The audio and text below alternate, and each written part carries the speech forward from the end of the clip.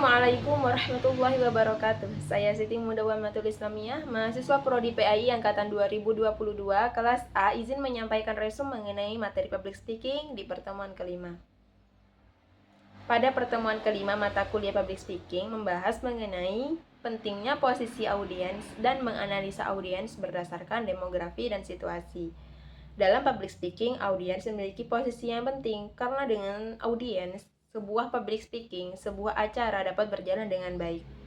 Pentingnya audiens dan menganalisis berdasarkan demografi dan situasi, yakni dalam komunikasi, memahami posisi audiens sangat penting agar pesan yang disampaikan dapat diterima dengan baik. Posisi audiens mencangkup perspektif, kebutuhan, dan harapan mereka terhadap suatu topik. Mengapa hal ini dianggap penting? Karena dapat meningkatkan efektivitas komunikasi. Dengan seperti itu, pesan lebih mudah dipahami dan diterima. Selanjutnya, menghindari kesalahpahaman. Dengan menggunakan bahasa dan gaya yang sesuai, kesalahpahaman dapat dihindari. Selanjutnya, membangun keterhubungan. Audiens akan merasa dihargai dan diperhatikan ketika kita memahami situasi dan demografinya.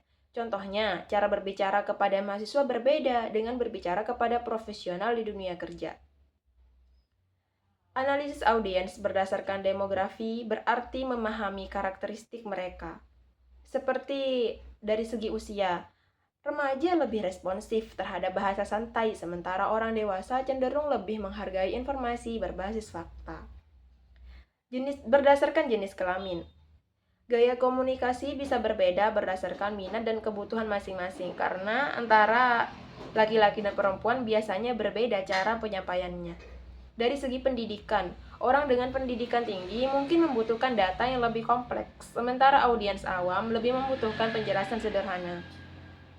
Dari segi profesi, komunikasi kepada akademisi berbeda dengan komunikasi kepada pembisnis atau pekerja lapangan.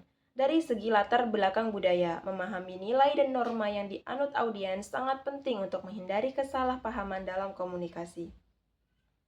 Selain demografi, memahami situasi juga krusial atau penting dalam menentukan cara komunikasi. Beberapa faktor situasi yang perlu diperhatikan yakni dari konteks komunikasi, apakah formal atau informal.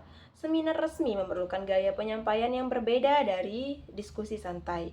Dari segi kesiapan audiens, apakah mereka sudah memiliki pengetahuan dasar tentang topik atau masih baru mengenalnya? Hal ini juga perlu dianalisis oleh public speaker.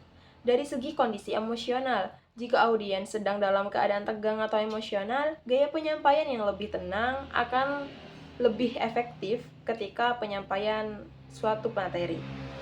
Dari media komunikasi, apakah disampaikan secara langsung melalui video atau media sosial? Tapi media memiliki strategi komunikasi yang berbeda. Memahami posisi audiens sangat penting agar komunikasi menjadi efektif. Dengan menganalisis demografi dan situasi, kita dapat menyesuaikan cara penyampaian pesan sehingga lebih mudah dipahami dan memberikan dampak yang diharapkan.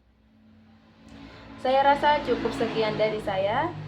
Wassalamualaikum warahmatullahi wabarakatuh.